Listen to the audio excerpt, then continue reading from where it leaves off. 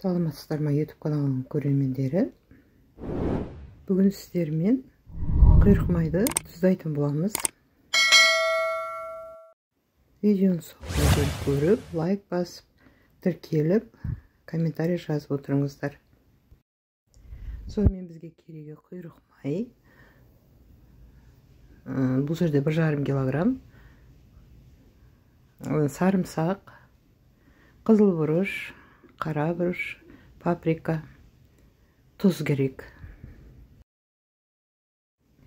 Содан кейін пищевой пленка керек болады.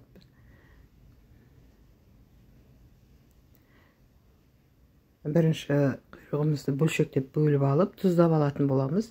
Жақсылап тұздай берсеңіз болады. Артық тұзды құйрық қабылдамайды, өзіне керек ғана қабылдайды. Сондықтан да жақсылап бірінші тұздап аламыз.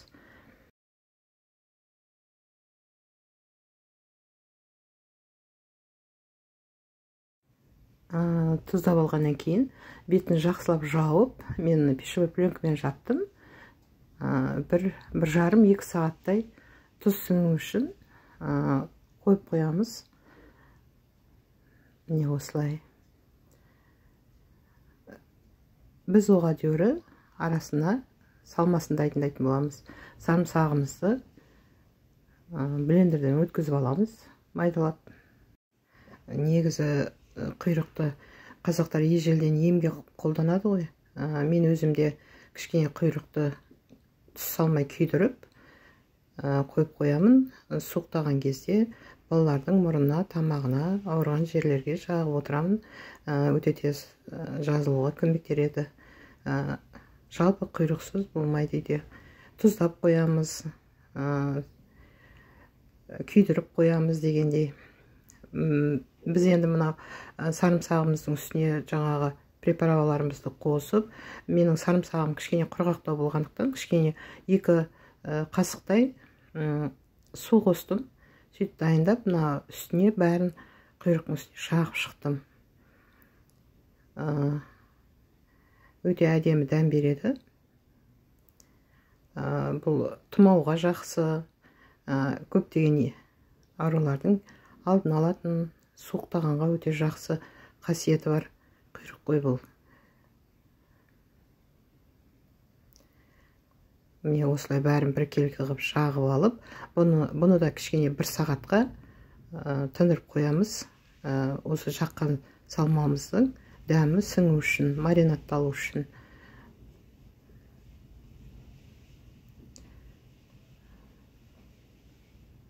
Жаңа тұзбенен 1,5-2 сағаттай тұрды.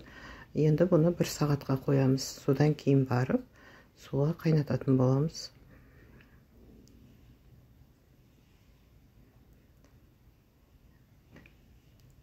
Мен бұны да пищевоймен жауып тастадым. Тез маринад етілу керек болғаннан кейін.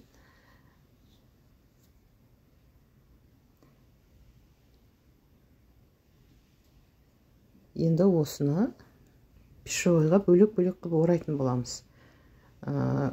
Болмаса жаңағы сыртындағы жаққан салмамыздың бәрі суға шығып кетеді. Дәмі қалғанмен де түрі қалмай қалады.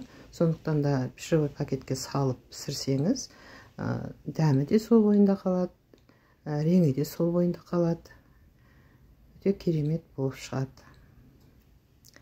Шеке-шеке осылай ашылып кетпейтіндей қылып молдау етіп орап аламыз. 5-6 қабаттан орап аттым бәрін.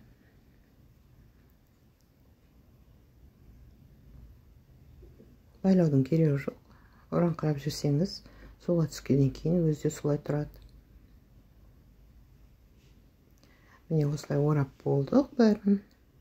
Енді ыдысымызға салып, жарты сағат 40 минут қайнатуға болады. Егер ірі малдікі болса 1 сағаттай қайнатуыңызға болады. Жас малдың құйрығы жарты сағат 40 минутта пісіп қалады.